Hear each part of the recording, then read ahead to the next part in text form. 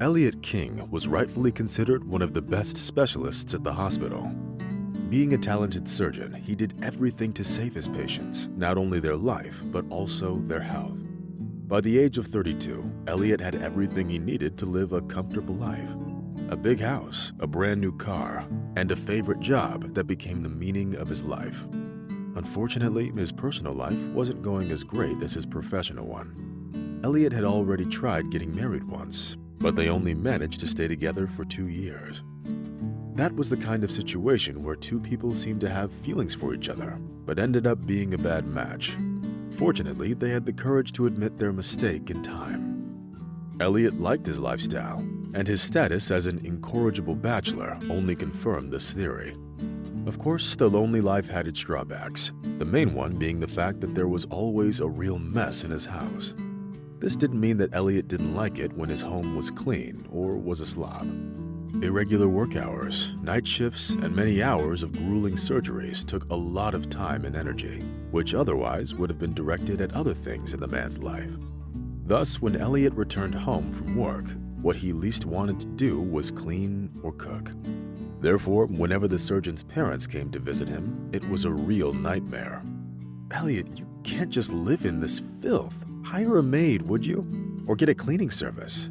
Everyone does it nowadays," his mother said. His father wasn't as outraged, and like every man, tried not to criticize his son too much. Donovan King understood Elliot's situation and didn't want to get involved in his personal life.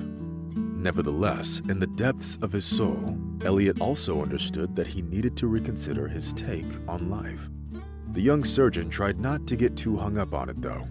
It wasn't that he was dead set against having a relationship, but more often than not, his attempts to start one didn't lead to anything serious. Having resigned to the idea of remaining single forever, Elliot simply lived his life as it was, which some people found unacceptable. Minor everyday difficulties didn't bother him all that much.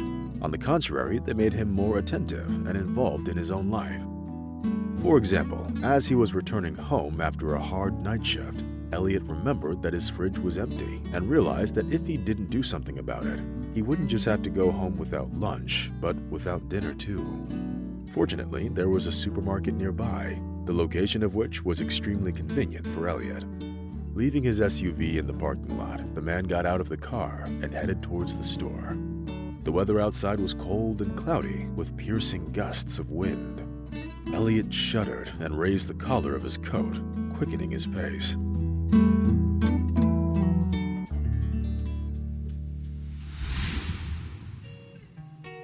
Suddenly, he saw a young mother with a boy of about 6 years standing by the entrance. Shivering from the cold, the woman was telling the passers-by that her purse was stolen and asking them for $1 to buy bread. The woman and the kiddo clearly weren't beggars, and Elliot immediately took note of that. Tears froze in the woman's eyes, which made the young surgeon's heart sink. The stranger's clothes looked shabby and old, which allowed Elliot to conclude that they were living very poorly. Meanwhile, the woman lowered her eyes in embarrassment every time one of the passers-by gave her a few cents. Elliot was no exception. He scooped out all the cash in his pockets in order to give it to the stranger. The man could use his card to pay at the supermarket, so giving away all his cash wasn't a problem at all. Having approached the woman, Elliot gave her the money, after which he carefully asked, "Miss, is there anything else I can help you with?" The stranger looked at the surgeon and shook her head somewhat unsurely. At that moment, Elliot caught himself thinking that he had to help the woman and her child. "You know what? Don't stand there in the cold, please. Wait for me in the car, okay? At least you'll get a chance to warm up while you wait. Here are the keys. Press the alarm button and the door will open. See that black SUV over there?" Elliot said, pointing to his car. The woman timidly took the keys from his hand and, after a moment of indecision, went towards the car.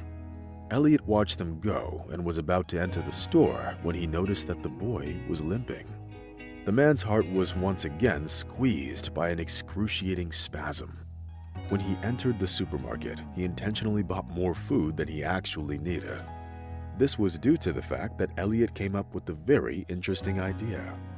The man didn't really understand why he thought about it, But the way he saw it, it was a great opportunity that shouldn't be missed. Having bought 2 huge bags of groceries, Elliot headed for his Dodge. Having opened the door, he was glad to notice that the boy and his mother had already warmed up and were feeling much better. Not only that, the kid liked Elliot's car so much that he kept trying to press every button on the dashboard. Hiding a smile in the corner of his lips, Elliot loaded the bags into the back seat next to the boy and got behind the wheel.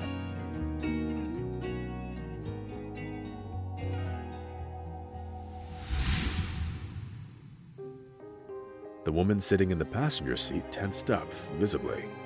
It was clear that she was worried. She looked at the driver with apprehension. Elliot paused for a moment, then shared the idea that he came up with back at the supermarket. "Please don't take it the wrong way, miss, but I have a feeling that you're having problems, not only with money, but with housing too. The thing is, I live alone and spend most of my days at work. Would you be willing to be my maid? With accommodation, of course, and a good salary." Having heard Elliot's proposal, the woman blushed to the very roots of her hair. Thinking that the woman was worried about living with a stranger, the surgeon hastened to add, "Please don't be afraid. I won't harm you, and I have nothing in common with all those villains from fairy tales. I'm a surgeon, and I really need your help." The woman threw an alarmed glance at the boy and saw that he was happily nodding his head. So she gathered up her courage and answered, "I agree, you are very perceptive. It's true, Ethan and I have nowhere to live. I was mugged on the bus and all of our savings were in my wallet." The boy in the back seat clapped his hands happily. "How cool is that? Now I can ride in this car whenever I want." Elliot smiled and glanced at his mother. Since the journey to Elliot's house took about 20 minutes, a lively conversation started between him and his companions. As it turned out, the woman's name was Nancy Douglas and her 6-year-old son was Ethan. They used to live in the suburbs, but now decided to move to the metropolis in search of a better life. Elliot had seen many such cases in his lifetime and knew that most often those people ended up living from hand to mouth and saving every cent. But when Elliot learned where exactly his new acquaintances came from, his heart sank yet again. He knew that place from 7 years ago. The memories of that time seemed so distant and almost unreal now. It was a rainy fall day. Elliot was driving down the highway in his father's battered Chevy. Of course, the future surgeon had no way of knowing that in just a quarter of a mile, his car would break down and stop in the middle of the road, as if rooted to the spot. That day, Elliot was returning home after visiting his friends who lived in the suburbs. As luck would have it, the weather was terrible. The heavy rain and strong gusts of wind made it virtually impossible to dig under the hood of his car. The road was flooded with muddy streams and looked deserted, which unspeakably upset the med student in trouble. Having turned his head to the right, the man suddenly saw a road leading towards a small farm. What if I ask the locals for help? It will be dark soon, and then I will definitely have to spend the night in my car, Elliot thought. It seemed like the only right decision at the time.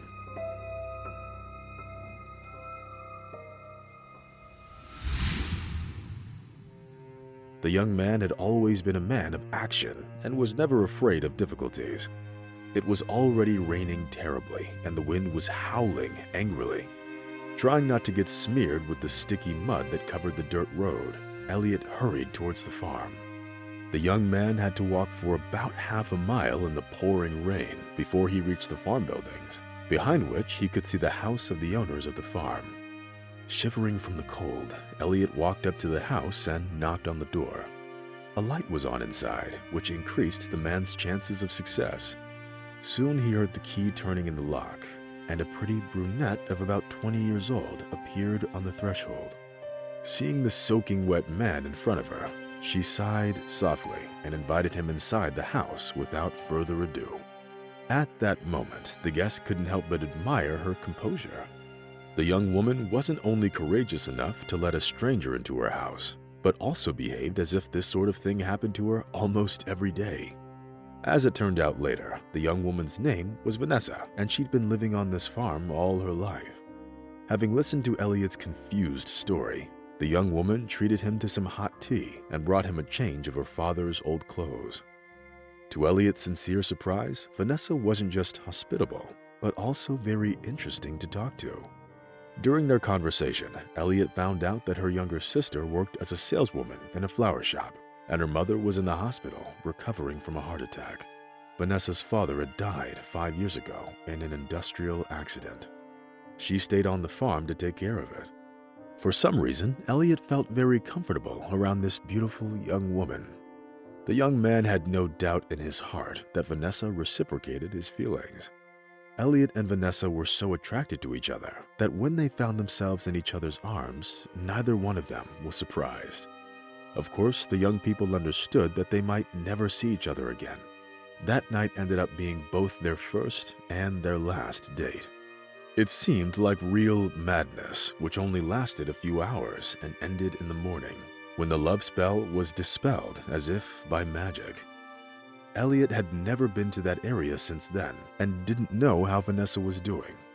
7 years had passed since that meeting, and it would be pretty stupid to hope for any kind of relationship now. Shaking off the memories, Elliot carefully asked Nancy about the reason for her little son's lameness. "Oh, it's a rather unpleasant story. Ethan climbed a tree once, but he stumbled and fell down. He got a displaced ankle fracture. There's a surgery that could help him get rid of the lameness, but it costs a lot," Nancy said with a sad sigh. Elliot shook his head sympathetically and slowed down before parking the car by his house.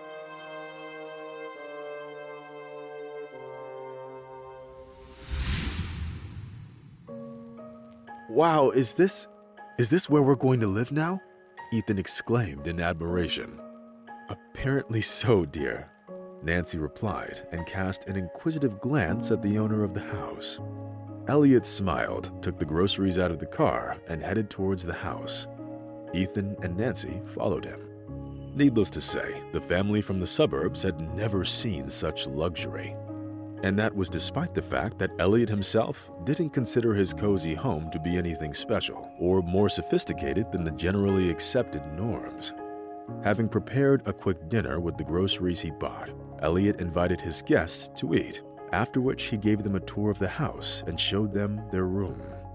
All this time, Nancy felt rather uncomfortable, feeling out of place in the big and fancy house. The next day, Nancy got up before everyone else and made breakfast, after which she started cleaning the home.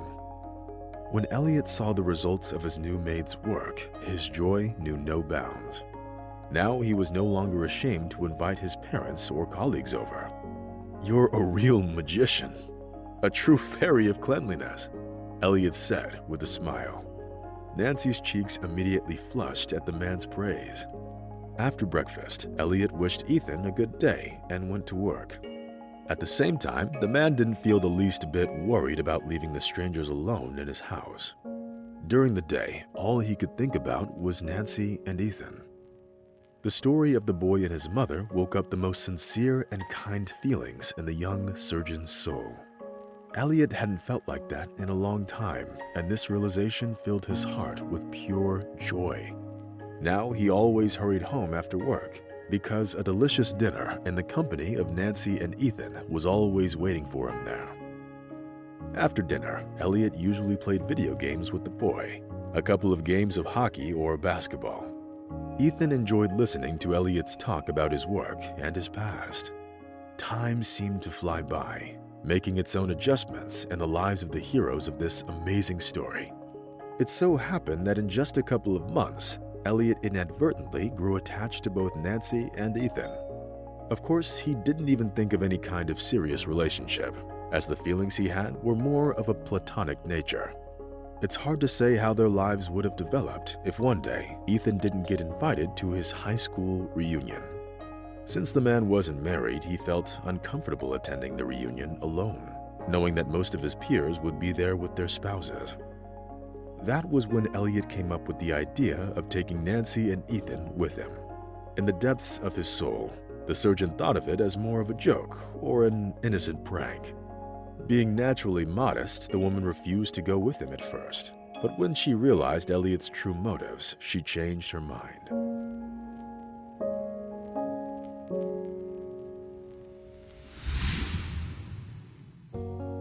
Before the event, the young surgeon bought a beautiful evening dress for Nancy and a suit for Ethan. The reunion was supposed to take place back at the school that gave Elliot his start in life. When the three of them arrived at the assembly hall, it was already packed with people. The walls were covered with photographs of the most successful graduates, as well as those who passed away before their time. Suddenly, Nancy stopped in front of one of the photographs and let go of Elliot's hand. There were tears in the woman's eyes, which quickly started running down her cheeks. Elliot looked at his companion in surprise, then turned his gaze to the photograph in the black frame hanging on the wall. The face of the young woman in the picture seemed vaguely familiar to Elliot, but when the man remembered who she was, his heart almost burst from pain. "Vanessa?" the man whispered and involuntarily took a step back. Nancy shuddered and stopped crying, looking at her companion in surprise. "Did you know my sister?" she asked with a sob. Now it was Elliot's turn to be surprised. But what Nancy said next truly shocked him. It turned out that Nancy was the younger sister of the very Vanessa with whom Elliot had that memorable one-night stand 7 years earlier. Vanessa died in childbirth, internal bleeding. Ethan is her son, actually. Nobody knew who the boy's father was. I never told Ethan the truth and simply became his mother," Nancy whispered, stammering at every word. It was only then that Ethan realized the true meaning of what Nancy was saying. Apparently, the man inadvertently spent the night with the graduate of the same school he had once attended. And now, by the will of fate, he took in Vanessa's sister and the boy who could very well be his own son. Taking Nancy and Ethan by the hand, Elliot led them outside, where he knelt down before them and asked for forgiveness. Of course, Ethan had no idea why Elliot was behaving so strangely, but Nancy understood everything without words. By some absurd coincidence, fate brought the woman to someone who was indirectly responsible for the death of her older sister. Vanessa was proud by nature and wanted to raise her child on her own, but fate had other plans. Even though it wasn't really Elliot's fault, he still felt bad about it. When they returned home, the first thing he did was call his friend, who treated injuries of the musculoskeletal system. Elliot wanted to give the boy a new life, in which there would be no place of disability and poverty. A DNA test done later only confirmed the surgeon's suspicion that Ethan was his son. Having proven his paternity, Elliot didn't only take in the boy, but also made Nancy a formal marriage proposal. The man was 100% sure that he was doing the right thing, and that Vanessa was watching him from heaven, and certainly approved of his decision.